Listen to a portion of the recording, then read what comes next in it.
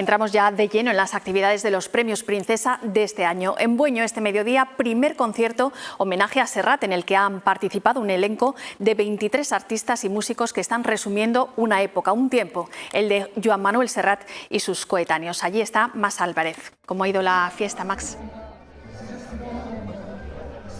Sí, una fiesta que ha transcurrido con mucho ambiente festivo en este pueblo ejemplar 2012, en esta central artística de Bueño, donde se ha celebrado este concierto homenaje a Joan Manuel Serrat, con sus temas propios, también con temas de otros artistas que le influenciaron. Por ejemplo, hemos escuchado temas de Mocedades, de Marisol, también de los Beatles, un O de Violeta Parra, entre otros temas en los que han participado 13 artistas, 13 cantantes asturianos, como Ivo Pérez de Muñeco Vudú, también Elena Gil o las hermanas Silvia y Gemma Fernández, entre muchos otros, acompañadas por una banda de 10 integrantes. El próximo 25 de octubre van a repetir este mismo concierto en Oviedo, aunque eso sí, no va a ser lo mismo, porque aquí en Bueño se ha intentado integrar al pueblo en el evento. Antes del concierto se ha celebrado una espicha popular en la que participaban los vecinos. En total unas 400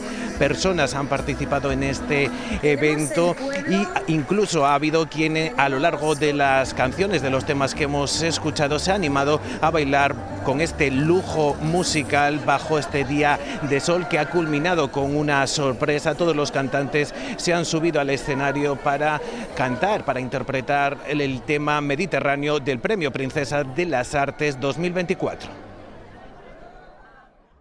Se hizo una especie de algo como Serrat y su universo sonoro, ¿no? Soy uno de los pocos que hace un tema de Serrat, hago cantares, con Ivo Pérez de Muñeco Vudú. A cualquiera que haya hecho oposiciones a cantautor, como es mi caso, Serrat es indispensable. O sea, tanto canciones del propio Serrat como canciones que él escuchó en su juventud, que influyeron en su, me imagino, en su composición.